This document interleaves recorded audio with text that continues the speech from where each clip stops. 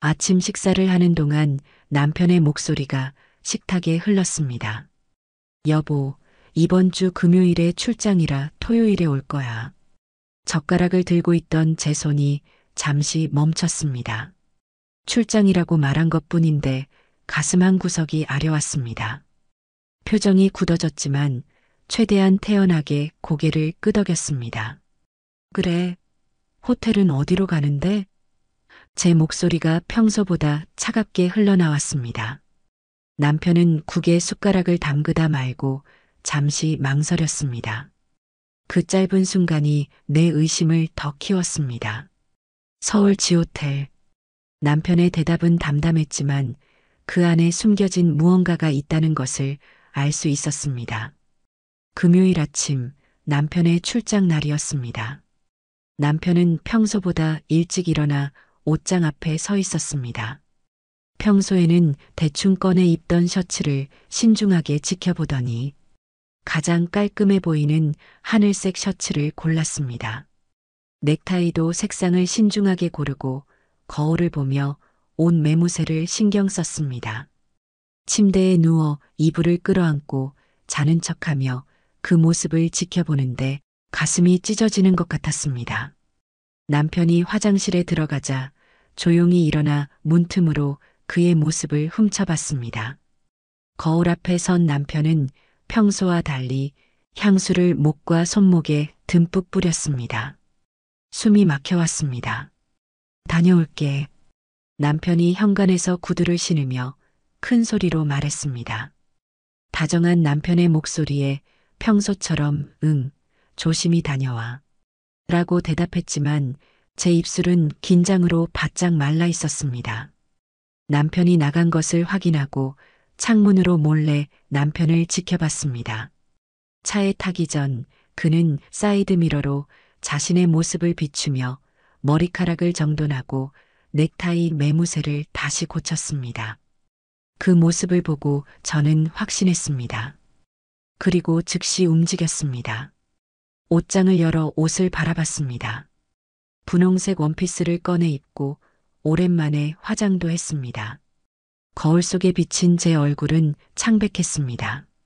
항암 치료 후 아직 덜 자란 머리카락은 여전히 얇고 부스스했습니다. 내 눈으로 직접 봐야겠어. 마음속으로 굳게 다짐하고 현관문으로 다가갔습니다. 현관문을 열기 전 결혼사진이 걸려있는 거실을 한 번 더 돌아봤습니다. 30년 전 환하게 웃던 우리의 모습이 액자 속에 갇혀 있었습니다. 그 사진 속 행복이 진짜인지 아니면 거짓인지 오늘은 꼭 확인해야만 했습니다. 밖으로 나가 택시를 잡았습니다. 서울 지호텔로 가주세요. 떨리는 목소리로 택시 기사님에게 말했습니다. 택시가 서울로 향하는 동안 창문 밖으로 흘러가는 풍경을 바라봤습니다. 초록빛 농가 밭이 도시의 회색 건물들로 바뀌어가는 모습이 제 마음처럼 어지러워 보였습니다. 저는 지금 남편의 불륜 현장을 목격하기 위해 서울로 가고 있습니다. 누군가는 그저 출장일 뿐이지 않냐고 괜한 의심 거두라고 말할 수 있습니다. 하지만 제 얘기를 들으면 제가 왜 의심할 수밖에 없는지 아실 겁니다. 지금으로부터 2년 전 저는 유방암 진단을 받았습니다. 병원에서 의사가 초기에 발견해서 다행입니다라고 말했던 기억이 납니다. 하지만 초기, 다행, 이런 말과는 무색하게 1년간의 투병 생활은 고통 그 자체였습니다. 수술, 항암 치료, 방사선 치료를 거치는 동안 죽고 싶을 만큼 아팠습니다. 그 기간 내내 남편은 자신의 가구 사업체도 소홀히 하며 저를 간호했습니다. 밤새 병실에서 저와 함께 있어 주었고 항암 치료로 머리카락이 빠지고 올 때도 괜찮아, 더 예뻐라며 위로해 주었습니다. 가슴에 수술 자국이 생기고 항암 치료로 머리카락은 얇고 부스스해지고 피부는 거칠어졌고 체력도 예전 같지 않았습니다. 항암 치료의 영향으로 폐경도 일찍 찾아왔고요. 그럼에도 남편은 저를 세상에서 가장 아름다운 여자처럼 바라봐 주었습니다. 저는 그 모습을 보며 하루하루를 견뎌왔습니다. 그러던 남편이 최근 변했습니다. 얼마 전부터 안 하던 다이어트를 시작했습니다. 평소 밥을 참 잘 먹던 사람이 갑자기 식욕이 없다며 밥을 조금만 먹었습니다. 왜 그렇게 적게 먹냐고 물어보면 살 빼야 예뻐 보이지라며 평소에 하지도 않던 말을 했습니다. 그 이후부터 불륜을 의심할 수밖에 없는 상황들이 눈에 보이기 시작했습니다. 평소 향수를 쓰지 않던 남편이 갑자기 강한 향수를 뿌리기 시작했고, 거울 앞에서 자신의 외모를 보는데 오랜 시간 보냈고, 휴대폰 비밀번호를 설정하고, 문자가 오면 제 눈치를 보면서 화면을 가렸습니다. 결혼 생활 동안 저희는 서로의 휴대폰을 자유롭게 사용했습니다. 그런데 어느 날 남편 핸드폰에 비밀번호가 걸린 걸 보고 물었습니다. 왜 갑자기 비밀번호가 걸렸어? 그러자 남편은 핸드폰 잃어버리면 큰일 나서 그래. 요즘 보안이 중요하잖아. 라며 얼버무렸습니다. 누군가와 베란다에서 소곤소곤 통화하는 모습도 봤습니다. 한 번은 용기 내어 누구길래 그렇게 조심스럽게 통화하는 거야? 라고 물었더니 일 때문에 거래처랑 얘기하는 거야 라고 답했습니다. 하지만 그의 눈빛은 제 눈을 똑바로 보지 못했습니다. 그리고 요즘 들어 점점 늘어나는 야근과 출장. 30년간 사업을 하면서도 집에 일찍 들어오려고 노력했던 가정적인 사람이었는데 일주일에 몇 번씩 밤 늦게 들어오거나 주말에 출장을 가기도 했습니다. 늦게 들어올 때마다 너무 피곤해 보였고 대화도 없이 샤워하고 바로 잠자리에 들었습니다. 암 투병으로 제 몸은 변했고 자신감도 잃어버렸습니다. 그래서일까요? 남편은 이제 더 이상 제가 예뻐 보이지 않는 걸까요? 저보다 더 젊고 예쁜 누군가를 만나고 있는 걸까요? 사실 제가 이렇게까지 생각하게 된 결정적인 계기가 있습니다. 약 한 달 전부터 남편 회사에 새로운 젊은 비서가 있었습니다.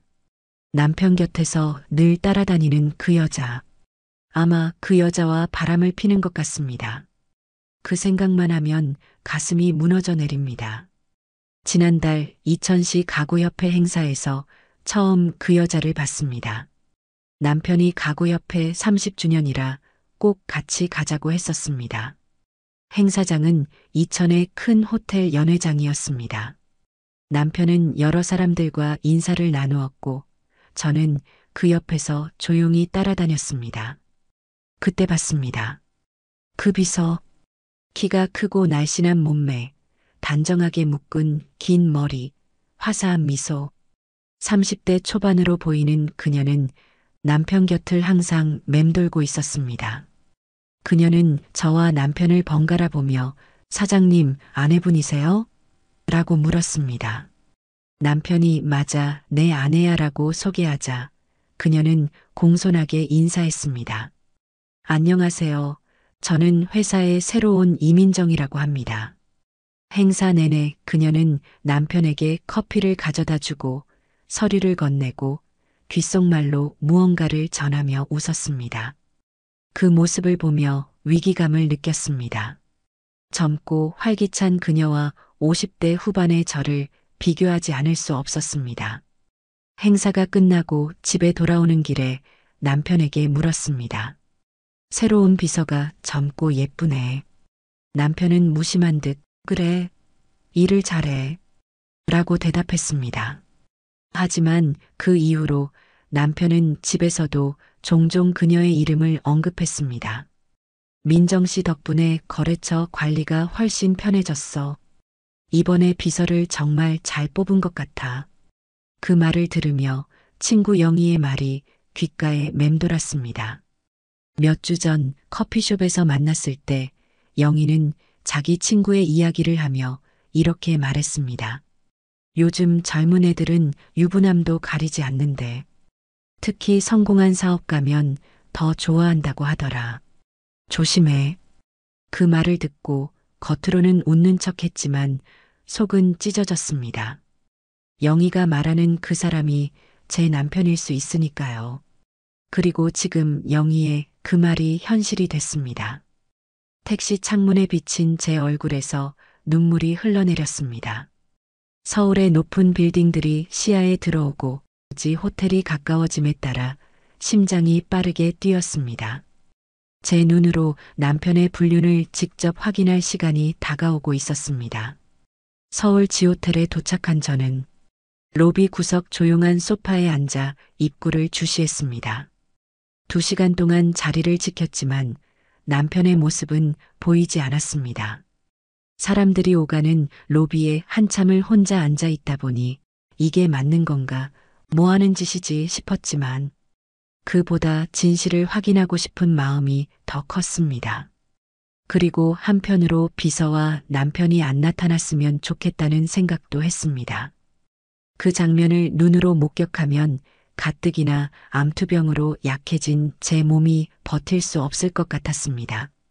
그때 호텔 회전문으로 선글라스를 낀 여성이 들어오는 모습이 보였습니다. 가슴이 철렁 내려앉았습니다. 그 여자, 숨을 들이켰습니다. 숨이 잘 쉬어지지 않았습니다. 심장은 터질 듯이 뛰었습니다. 비서 민정이 로비로 걸어오는 모습을 지켜봤습니다.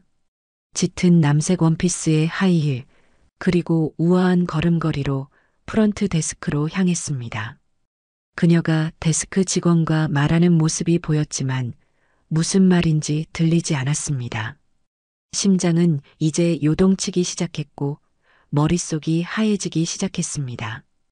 그리고 그녀가 프론트 데스크에서 뒤를 도는 순간 가슴이 조여오고 숨이 가빠지며 식은땀이 흘렀습니다. 잠시 소파에 기대어 호흡을 가다듬으며 진정해, 정수가 라고 스스로를 다독였습니다. 옆에 앉아있던 중년 여성이 걱정스러운 표정으로 물었습니다. 괜찮으세요? 겨우 미소를 지으며 대답했습니다. 네, 괜찮습니다. 하지만 괜찮지 않았습니다. 숨을 쉴 수 없을 것 같았습니다. 한참을 그 자리에서 고개를 숙여 호흡을 가다듬었습니다. 잠시 정신을 차리고 다시 주변을 살폈지만 비서는 이미 보이지 않았습니다. 남편도 보이지 않았습니다. 이미 들어갔는지 아니면 아직 오지 않은 건지 알 수 없었습니다. 몸이 너무 힘들어서 더 이상 이곳에 있기 힘들다고 판단했습니다. 일단 집으로 돌아가기로 결심했습니다.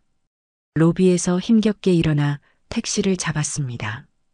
택시 뒷좌석에 앉자 제가 너무 처량하다고 느껴졌습니다. 남편을 미행하고 호텔 로비에 앉아 있다가 쓰러질 뻔하고 왜 나한테 이런 일이 일어난 거야. 답답한 제 가슴을 손으로 치기 시작하자 눈물이 하염없이 흐르기 시작했습니다. 네, 남편은 비서와 바람을 피고 있습니다. 이제 의심은 확신이 되었습니다. 돌아가는 택시 안에서 남편이 암투병 시절 지극정성으로 간호해주던 장면들이 주마등처럼 스쳐 지나갔습니다. 그렇게 다정하던 사람이었는데 어떻게 한순간에 변할 수 있는 거지? 창밖으로 눈물을 훔치며 중얼거렸습니다. 택시 기사님이 백미러로 눈길을 주었지만 신경 쓰지 않았습니다. 모든 것이 혼란스러웠습니다. 30년 함께한 남편, 2아이의 아버지, 투병 시절 지극정성으로 간호해준 그 사람의 바람. 자꾸 그럴 리 없다며 내가 오해한 거라는 생각이 피어올랐습니다. 하지만 그럴 때마다 더 굳게 다짐했습니다. 현실을 봐야지. 다음에는 꼭 현장에서 잡아 복수할 거야. 그래, 이혼을 원하면 해주겠어. 하지만 나도 그냥 당할 수 없지. 탈진한 몸을 택시 좌석에 기대며 중얼거렸습니다. 집에 돌아온 후 거실 소파에 지친 몸을 던지듯 앉았습니다. 핸드백은 바닥에 굴러떨어졌지만 주울 힘도 없었습니다. 집안은 조용했고 시계 소리만 크게 울렸습니다. 마음을 단단히 먹고 남편의 서재로 들어갔습니다. 서랍을 하나씩 열었습니다. 적금 통장, 예금 통장, 사업 통장, 현재 살고 있는 집, 가구 공장, 그리고 몇 년 전 투자했다던 아파트. 휴대폰을 꺼내 하나씩 사진으로 찍었습니다. 남편의 사업이 꽤 규모가 커졌다는 것을 실감했습니다. 거실로 돌아와 노트북을 켰습니다. 검색창에 천천히 타이핑했습니다. 이혼 소송, 재산 분할, 위자료. 지금까지 한 번도 생각해 본 적 없는 단어들이었습니다. 검색 결과가 쏟아져 나왔습니다. 이혼 시 재산 분할 원칙, 불륜 증거 수집 방법, 위자료 청구 조건. 그러다 갑자기 타이핑을 멈추고 화면을 물끄러미 바라봤습니다. 30년 동안 쌓아온 추억들, 함께 아이들을 키운 시간들, 서로의 어깨에 기대며 위로했던 순간들. 그 모든 것이 한순간에 무너지는 느낌이었습니다. 한동안 멍하니 있다가 고개를 세차게 흔들며 다시 결연한 표정으로 돌아왔습니다. 이혼 상황에서 제가 유리하기 위해서는 확실한 증거가 필요했습니다. 남편과 비서가 함께 있다는 증거를 잡아야 합니다. 침실로 가서 침대에 누웠습니다. 옆자리는 비어 있었습니다. 남편은 서울에 있었죠. 그 비서와 함께. 그렇게 일주일이 지났습니다. 사는 게 아니었습니다. 남편을 볼 때마다 화가 났지만 그 모습을 숨겨야 하는 게 너무 힘들었고, 남편이 핸드폰을 보는 모습, 통화하는 모습, 모든 걸 의심하면서 봐야 하는 것. 그리고 밤마다 이혼 소송 준비, 위자료 등을 검색하며 잠이 드는 것도 너무 힘들었습니다. 그러던 어느 날 아침 식사 시간이었습니다. 식탁에 앉아 밥을 떠먹던 남편이 다시 출장을 언급했습니다. 내일 출장이라 다음날 올 거야. 그 말에 제 눈이 날카롭게 빛났습니다. 숟가락을 내려놓으며 물었습니다. 아, 그래? 요즘 사업이 너무 바쁜가 봐. 호텔은 그때 거기. 남편은 국에 숟가락을 담그다 말고 잠시 망설였습니다. 이번에도 같은 망설임이었습니다. 응, 알잖아. 우리 회사 출장 가면 지호텔에서 묵는 거. 가슴이 조여왔지만 담담하게 대답했습니다. 그래, 조심히 다녀와. 마음속으로는 이미 계획이 세워져 있었습니다. 이번에는 확실히 현장을 잡고 말겠다는 결심이 서 있었습니다. 다음 날 아침 남편이 현관문을 열고 나서자마자 저도 몰래 따라 나섰습니다. 남편이 차 시동을 걸고 떠나자마자 택시를 불렀습니다. 앞서가는 검은색 제네시스를 따라가 주세요. 너무 가까이 가지 말고요. 택시기사님은 의아한 표정을 지었지만 아무 말 없이 고개를 끄덕였습니다. 일정 거리를 두고 남편의 차를 따라갔습니다. 제가 이런 일까지 하게 될 줄은 꿈에도 몰랐습니다. 이런 건 드라마에서나 하는 일인 줄 알았습니다. 30년 동안 행복한 결혼 생활을 한 제가 이제는 남편을 미행하고 있습니다. 제 심장은 미친 듯이 뛰기 시작했습니다. 손은 떨리고 입은 바짝 말랐습니다. 이천에서 서울로 가는 길, 남편의 차는 예상대로 강남 방향으로 향했습니다. 하지만 그 다음이 이상했습니다. 지호텔이 있는 방향이 아니라 다른 곳으로 차가 꺾여 들어갔습니다. 제 표정이 혼란스러워졌습니다. 저기, 저 차 놓치면 안 돼요. 계속 따라가 주세요. 택시기사에게 다시 한번 확인했습니다. 기사님은 고개를 끄덕이며 방향을 틀었습니다. 서울의 복잡한 도로를 지나 남편의 차가 대형 병원 주차장으로 들어가는 모습이 보였습니다. 대형 병원? 여긴 왜? 놀라움에 입이 벌어졌습니다. 수많은 생각이 머릿속을 스쳐 지나갔습니다. 여기서 세워주세요. 택시에서 내려 조심스럽게 남편을 뒤따라갔습니다. 병원 로비는 사람들로 북적였습니다. 남편의 뒷모습을 발견하고 일정 거리를 두고 따라갔습니다. 남편은 엘리베이터 앞에 서서 기다렸습니다. 엘리베이터 문이 열리고 남편이 탑승했습니다. 자동으로 닫히는 문을 보며 달려갔지만 이미 늦었습니다. 엘리베이터가 올라가는 숫자를 봤습니다. 7층. 병원 안내데스크 주변을 혼란스럽게 둘러보다가 벽에 붙은 안내판을 발견했습니다. 각 층에 진료 과목이 적혀 있었습니다. 7층. 암센터. 종양내과. 제 표정이 더욱 혼란스러워졌습니다. 암센터라니. 남편이 왜 거기에? 가슴이 철렁 내려앉았습니다. 갑작스러운 상황에 현기증이 느껴졌지만 진실을 확인해야 했습니다. 엘리베이터를 타고 7층으로 올라갔습니다. 문이 열리자 암센터 종양내과라는 큰 표지판이 눈에 들어왔습니다. 조용한 복도를 조심스럽게 걸었습니다. 구석구석을 살피며 남편을 찾았습니다. 그때 진료실 앞 의자에 앉아 있는 남편의 모습이 보였습니다.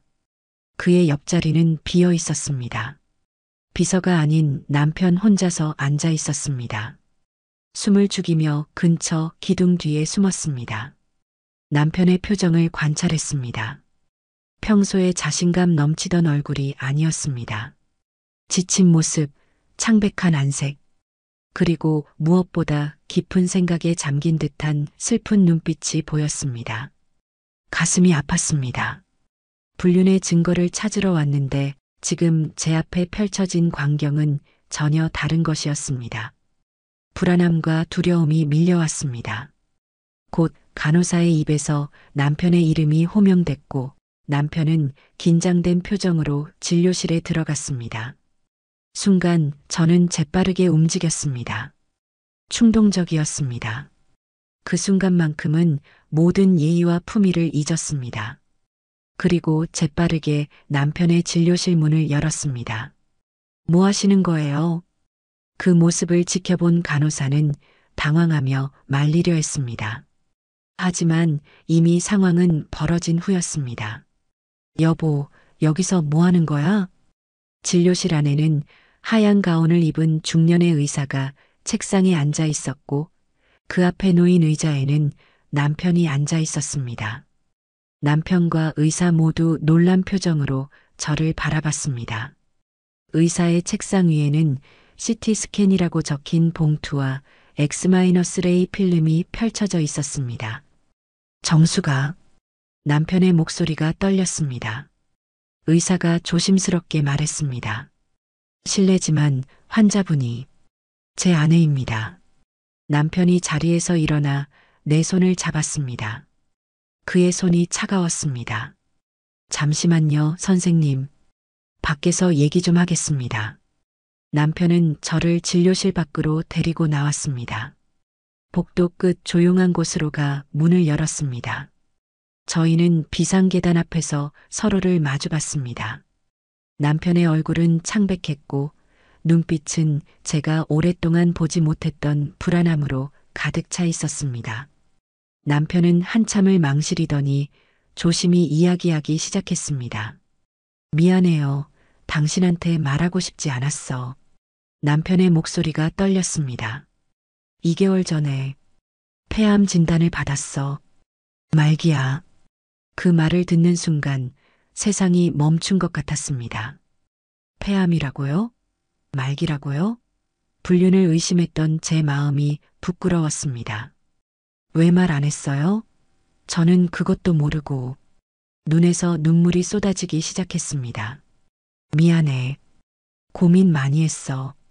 말하는 게 맞다고 생각하기도 했지만 당신 유방암 나은 지도 얼마 안 됐잖아. 그 고통과 충격을 주고 싶지 않았어. 남편의 눈에서 눈물이 흘렀습니다. 당신이 암으로 투병할 때 가족이 무너지는 모습을 봤어. 준호와 미영이가 얼마나 힘들어했는지. 다시는 그런 모습을 보고 싶지 않았어. 남편의 손이 내 손을 꽉 잡았습니다. 내 욕심이겠지만 죽을 때까지 가족과 웃는 모습으로 지내고 싶었어. 특히 당신과. 모든 퍼즐 조각이 맞춰지기 시작했습니다. 남편이 변한 건 불륜 때문이 아니었습니다. 살이 빠진 건 암 때문이었고, 향수를 뿌린 건 병원 냄새를 가리기 위한 거였고, 야근과 출장이 많아진 건 잦아진 병원 진료 때문이었고, 핸드폰 메시지를 가리거나 몰래 통화를 하는 것도 병원 관련 내용을 숨기기 위해서였고, 부쩍 집에서 피곤해진 것도 암 때문이었습니다. 그리고 남편이 이 모든 사실을 숨긴 이유는 가족과 저를 위해서였습니다. 저는 그것도 모르고 남편을 불륜으로 의심했던 것입니다. 미안해. 남편의 손을 잡았습니다. 당신을 의심해서 사실 얼마 전부터 당신이 변한 게 바람 때문이라고 생각했어. 그 젊은 비서와 바람을 핀다고. 남편은 제 말을 듣고 더 슬픈 표정을 지었습니다. 자신의 거짓말이 이렇게 저를 힘들게 할지 몰랐던 겁니다. 바람? 절대 아니야. 내가 당신을 두고 바람을 왜 펴? 정말 미안해. 당신한테 말했어야 했는데. 남편이 제 눈물을 닦아주었습니다. 그 순간 30년간의 믿음과 사랑이 다시 확인되었습니다. 의심은 사라지고 남편을 향한 깊은 사랑과 새로운 두려움만이 남았습니다. 그를 잃을 수도 있다는 두려움이. 그렇게 비상계단에서 한참을 울고 겨우 마음을 추스리고 진료실로 돌아왔습니다. 의사는 저희를 기다리고 있었습니다. 앉으라는 손짓을 하며 책상 위에 CT 스캔 필름을 정리했습니다. 남편의 손을 꼭 잡고 의자에 앉았습니다. 심장이 빠르게 뛰었습니다. 안녕하세요. 의사가 정중하게 인사했습니다. 저는 남편분을 담당하고 있는 김 원장입니다. 남편분과 이야기는 잘하셨나요? 네. 겨우 대답했습니다. 목이 메어 더 말하기가 힘들었습니다. 상황을 설명드리겠습니다. 의사는 차분한 목소리로 말했습니다. 남편분은 2개월 전 폐암 진단을 받으셨습니다. 비소세포 폐암으로 이미 많이 진행된 상태였습니다. 의사는 조명판에 엑스레이 필름을 올려놓고 불을 켰습니다. 흐릿한 형체들 사이로 하얀 덩어리가 보였습니다. 남편의 폐였습니다. 암이 이미 많이 진행되었고 여러 장기에 전이가 있는 상태입니다. 간과 뼈에도 전이가 확인되었습니다. 의사의 목소리가 무겁게 이어졌습니다. 항암 치료를 시도할 수 있지만 효과는 제한적이고 삶의 질을 크게 떨어뜨릴 수 있습니다. 박상철 씨는 치료보다는 남은 시간의 삶의 질을 선택하셨습니다. 남편을 바라봤습니다. 그의 얼굴은 평온해 보였습니다. 마치 오랫동안 품어온 비밀을 털어놓은 후에 편안함처럼요. 하지만 제 마음은 폭풍우처럼 흔들렸습니다. 생존 기간은요? 떨리는 목소리로 물었습니다. 의사는 잠시 침묵했다가 조심스럽게 대답했습니다. 정확히 말씀드리기는 어렵습니다. 하지만 현재 상태로는 6개월에서 1년 정도로 예상됩니다. 그 말에 제 세상이 무너져 내리는 것 같았습니다. 6개월에서 1년이라니 너무 짧았습니다. 남편과 앞으로 1년도 함께하지 못할 수도 있다니요. 현재 남편분은 항암 치료가 아닌 증상 완화를 위한 치료를 받고 계십니다. 통증 조절과 호흡 보조, 그리고 삶의 질을 최대한 유지하기 위한 완화 의학 접근을 하고 있습니다. 박상철 씨는 이미 깊이 고민하신 후 결정하셨습니다. 의사는 서류를 정리하더니 저를 바라봤습니다. 저의 답변을 기다리는 듯 보였습니다. 다른 방법은 없나요? 해외 치료법이라든가. 저는 희망을 놓고 싶지 않았습니다. 의사는 부드럽게 고개를 저었습니다. 현재로서는 치료법은 없습니다. 임상시험도 있지만 상철 씨의 상태에서는 큰 효과를 기대하기 어렵습니다. 남편이 제 손을 꼭 잡았습니다. 정수가 내가 오래 생각한 끝에 내린 결정이야. 병원 침대에 누워 괴롭게 살고 싶지 않아. 남은 시간 동안 가족과 함께 특히 당신과 함께 좋은 추억을 만들고 싶어. 남편의 눈에는 평화가 깃들어 있었습니다. 두려움이 아닌 결단력이 보였습니다. 그 모습을 보고 남편의 결정을 존중해야 한다고 생각했습니다. 하지만 가슴 한구석에선 여전히 이 현실을 받아들이기 힘들었습니다. 도와드릴 일이 있으시면 언제든 연락 주세요. 의사가 명함을 건네주었습니다. 호스피스 케어에 대한 정보도 준비해 드리겠습니다. 그리고 상철 씨, 이렇게 된 이상 자녀분들에게도 알리는 것이 좋겠습니다. 남편과 눈이 마주쳤습니다. 그의 눈에서 불안함을 읽을 수 있었습니다. 아이들에게 이 사실을 어떻게 알려야 할지, 그들이 어떤 반응을 보일지, 아이들을 어떻게 설득해야 하는지 걱정하는 눈빛이었습니다. 진료실을 나오며 남편의 팔을 꼭 붙잡았습니다. 더 이상 의심은 없었습니다. 오직 남은 시간 동안 어떻게 함께할지, 어떻게 그를 지지해 줄지에 대한 생각뿐이었습니다. 그날 저녁, 우리 가족은 거실에 모였습니다. 준호와 미영이를 불러 남편의 병을 알렸습니다. 거실 테이블 주변으로 모인 우리 가족의 얼굴에는 각기 다른 감정이 어려 있었습니다. 충격, 슬픔, 분노, 혼란. 특히 준호의 얼굴은 믿을 수 없다는 표정이었습니다. 아버지, 어떻게 그런 결정을 하실 수 있어요? 최소한 항암 치료라도 시도해 보셔야죠.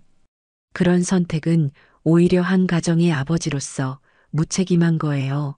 준호의 목소리가 격앙되었습니다. 항상 차분하던 아들의 모습이 아니었습니다.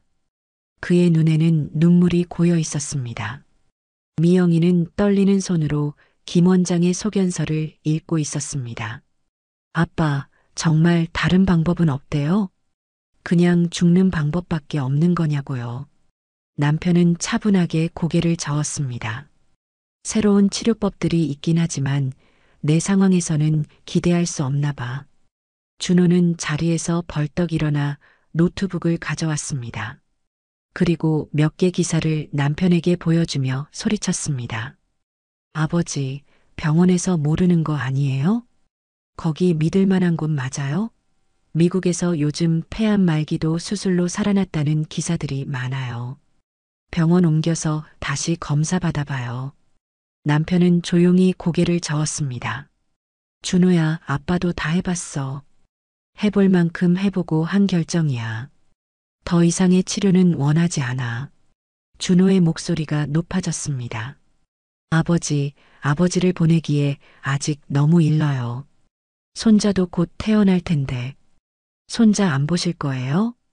최소한 노력은 해보셔야. 그때 제가 중재했습니다. 준호야, 아버지도 고민 많이 했어. 너가 계속 그렇게 얘기하면 아버지 속이 어떻겠니? 남편은 깊은 한숨을 내쉬었습니다. 준호야, 미영아. 아빠가 너희에게 말하기 어려웠던 건 바로 이런 반응 때문이야. 나는 시간이 많지 않아. 이렇게 너희와 얼굴 붉히는 건 나한테 시간 낭비야. 그리고 너희가 말하는 치료는 시간만 조금 벌 뿐이야. 그 조금 늘어난 시간을 병원 침대에서 괴롭게 살아가야 해. 나는 나에게 남은 시간을 병원에서 말고 아내랑 너희들이랑 의미 있게 보내고 싶어. 준호는 참지 못하고 밖으로 뛰쳐나갔습니다. 현관문이 쾅 하고 닫히는 소리가 들렸습니다. 미영은 그 자리에서 엉엉 울기 시작했고 남편은 그런 딸을 품에 안았습니다. 그날 밤 우리 가족은 각자의 방식으로 이 현실을 받아들이려 애썼습니다. 밤늦게 창문 밖을 내다보니 준호의 모습이 보였습니다. 벤치에 혼자 앉아 술을 마시고 있었습니다. 어깨가 흔들리는 것을 보니 울고 있는 것 같았습니다. 마음이 아팠지만 준호에게도 시간이 필요하다는 것을 알았습니다. 다음 날 아침 준호가 돌아왔습니다. 눈은 붉게 충혈되어 있었지만 표정은 한결 차분해 보였습니다. 그는 아버지가 앉아 있는 소파 앞에 무릎을 꿇었습니다. 죄송해요, 아버지. 제가 이기적이었어요. 아버지 마음을 이해하지 못했어요. 준호의 목소리는 떨렸지만 결연했습니다. 어젯밤 생각해 봤어요. 만약 제가 아버지였다면 어땠을까? 제가 그런 선택을 했을 때 가족이 어떻게 해주는 게 좋을까? 결국 아버지가 원하는 대로 아버지 곁에서 남은 시간을 의미 있게 보내는 게 더 중요하겠다는 결론이 나더라고요. 남편은 아들의 어깨를 토닥였습니다. 준호가 조심스럽게 물었습니다. 아버지, 죽음이 두렵지 않으세요? 남편은 따뜻한 미소를 지었습니다. 물론 두렵지. 하지만 후회는 없어. 내가 언제 죽을지 알고 그때까지 어떻게 살지 선택할 수 있다는 게 얼마나 큰 축복이니? 미영이가 다가와 아버지 손을 꼭 잡았습니다. 남편은 딸의 머리를 쓰다듬었습니다. 앞으로 남은 시간만이라도 우리 행복하게 살자. 그날 밤 아이들이 돌아간 후 남편과 저는 정원 벤치에 나란히 앉았습니다. 밤하늘에 별이 가득했습니다. 남편이 제 손을 잡았습니다. 정수가 당신이 암 투병할 때 얼마나 힘들었는지 이제야 알 것 같아. 남편의 목소리가 부드러웠습니다. 당신은 정말 강한 사람이야. 제 눈에 눈물이 고였습니다. 당신도 강한 사람이에요. 남편이 밤하늘을 바라보며 말했습니다. 나 사실 죽기 전에 꼭 하고 싶은 게 있어. 그게 뭔데요? 남편은 잠시 생각에 잠기더니 미소 지었습니다. 금혼식. 내가 항상 하고 싶다고 얘기했잖아. 그의 말에 지난 순간들이 떠올랐습니다. 남편은 항상 우리 결혼 50주년에 금혼식을 하고 싶다고 얘기했습니다. 그게 자기의 꿈 중 하나라고. 하지만 우리가 함께 결혼 50주년을 맞이할 가능성은 없었습니다. 우리 결혼 30주년이 얼마 안 남았잖아. 그날 금혼식을 하는 거 어때? 남편은 기대에 찬 목소리로 제게 물었습니다. 그의 눈에 기쁨의 빛이 돌았습니다. 저는 아이 같은 남편의 모습을 보며 고개를 끄덕였습니다. 그렇게 우리 가족은 남편의 뜻을 존중하고 남은 시간을 금혼식 준비에 보냈습니다. 준호는 회사에 휴가를 내고 미영이도 금혼식 준비에 많은 신경을 썼습니다. 그렇게 정성스럽게 준비한 금혼식을 일주일 앞두고 남편의 상태가 급격히 나빠졌습니다. 의사는 병원에 입원할 것을 권했지만 남편은 고집스럽게 거부했습니다. 거실 소파에 누워 숨을 고르던 남편의 얼굴은 창백했고 숨소리는 거칠었습니다.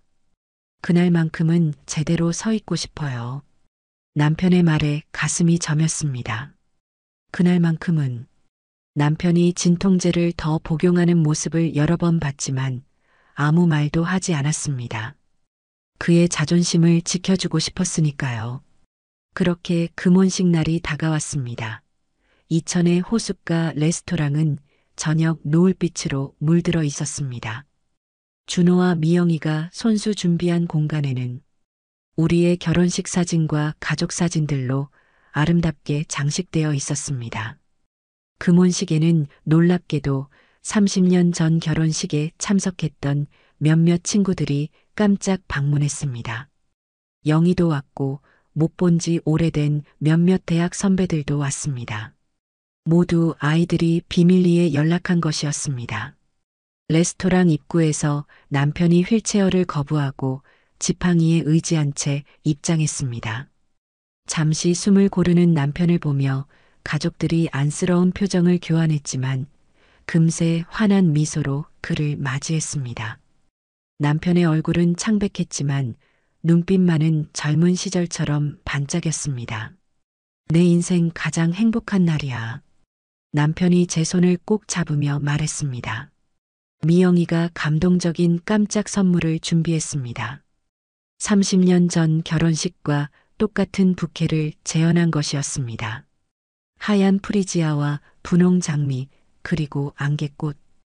그 꽃다발을 받는 순간 30년 전 그날이 생생하게 떠올랐습니다. 남편도 특별한 선물을 준비했습니다. 작은 벨벳 상자를 꺼내 저에게 건넸습니다. 열어보니 다이아몬드 반지가 들어 있었습니다. 젊었을 때 제가 원했지만 형편이 어려워 사주지 못했던 그 반지였습니다. 이제야 이걸 사주네. 그동안 못 사줘서 미안해. 남편의 말에 눈물이 흘렀습니다. 그는 또 하나의 깜짝 선물을 준비했습니다.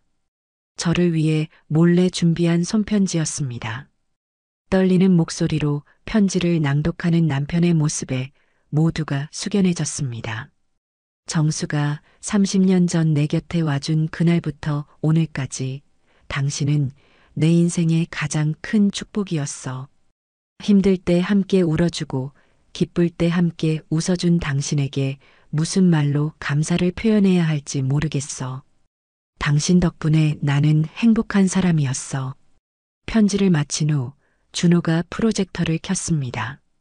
아이들이 준비한 30년 결혼 생활 영상이었습니다. 첫집, 준호의 탄생, 미영이의 탄생, 졸업식, 여행, 그리고 제가 암 투병 중에도 웃음을 잃지 않으려 했던 가족의 모습까지.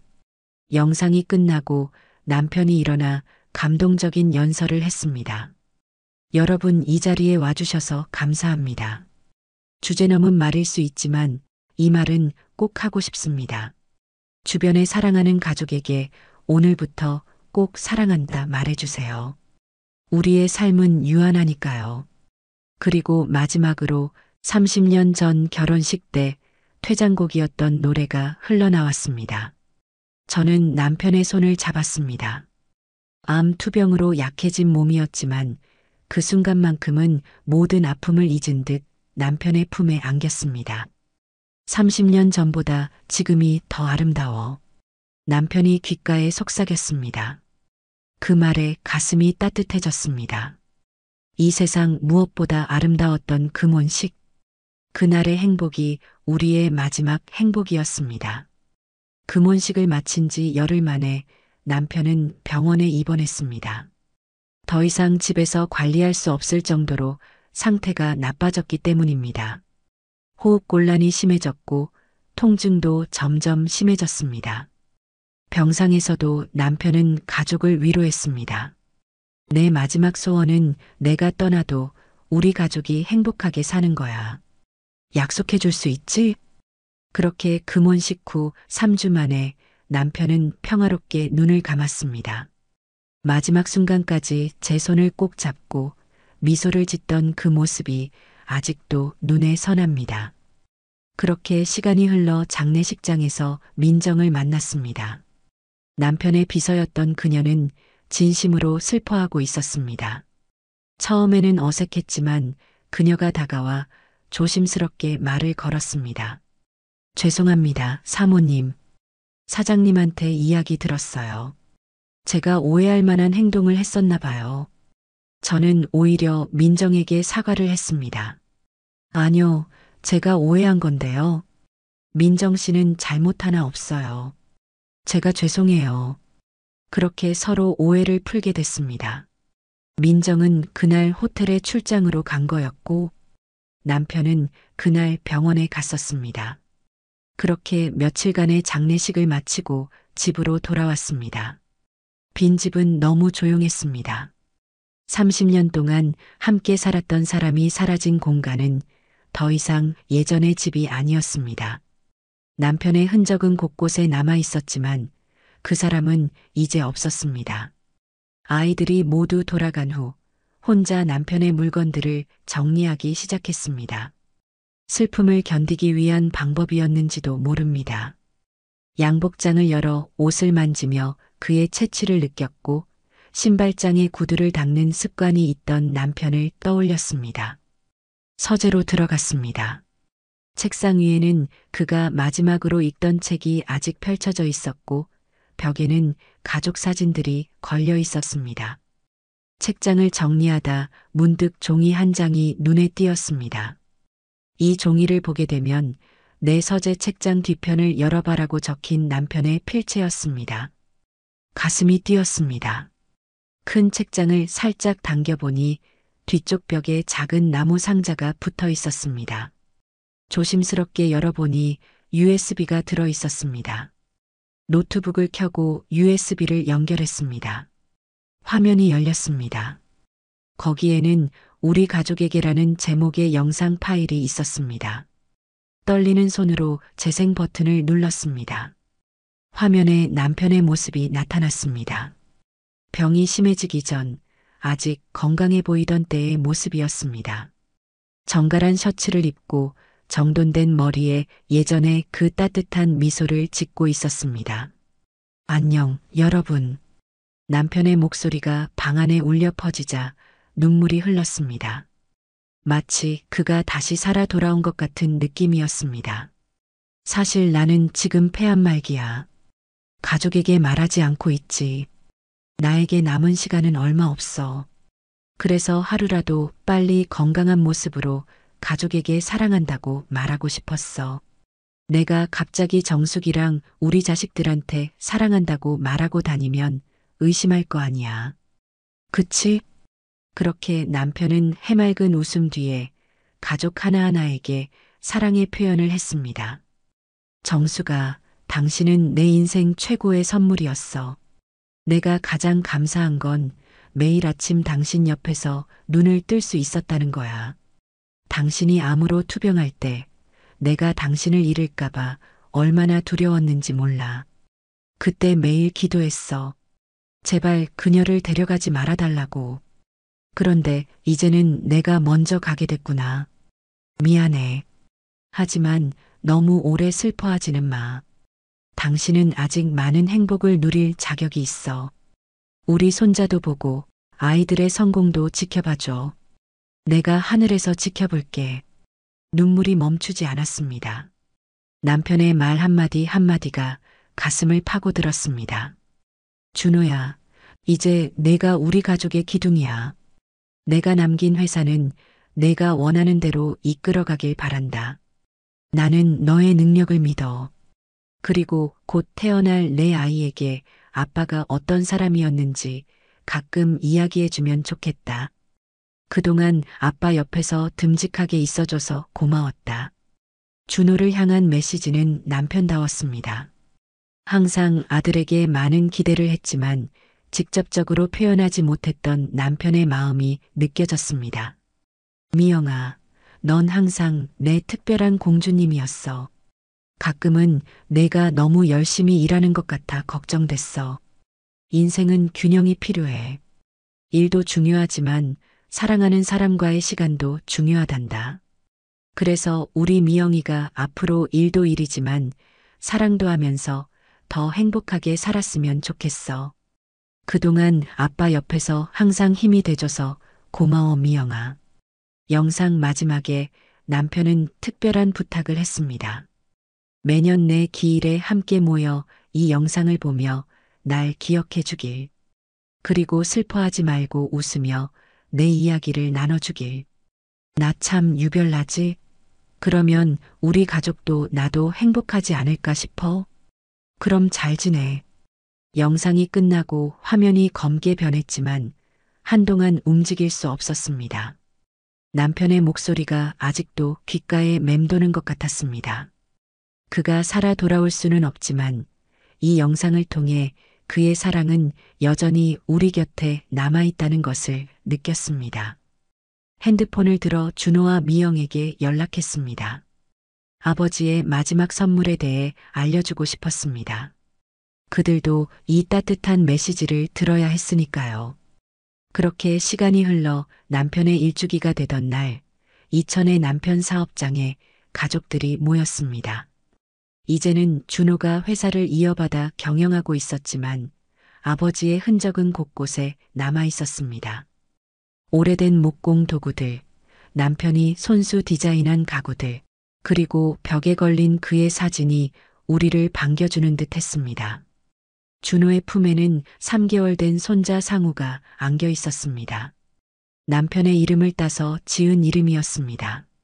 상우는 남편을 쏙 빼닮았습니다. 특히 웃을 때의 눈매는 그대로였습니다. 아버지, 손자 보세요.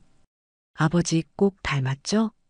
준호가 상우를 안고 남편의 사진을 향해 말했습니다.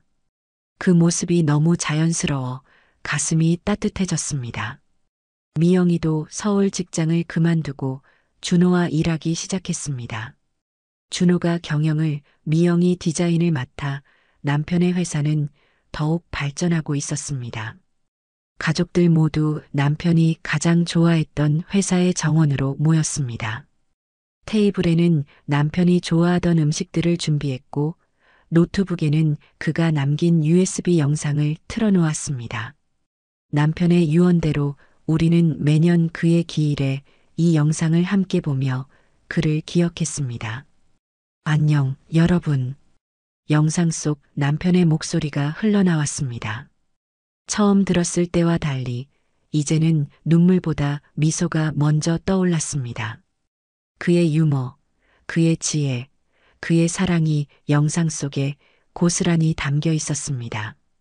우리는 영상을 보며 웃고 때로는 울기도 했습니다. 이제 남편은 없지만 그가 남긴 사랑은 우리 가족 안에 여전히 살아 있습니다. 가끔 남편이 그립고 외롭지만 남편의 말처럼 웃으며 살아가려 합니다. 여보, 보고 있나요? 우리는 잘 지내고 있어요. 당신이 원하던 대로요. 당신이 마지막까지 우리에게 가르쳐 준 것처럼 사랑 속에서 계속 행복하게 살아갈게요. 거기서 지켜봐 줘요. 그리고 내가 당신 곁으로 가면 그때도 웃으며 맞이해 줘요. 사랑해요, 여보.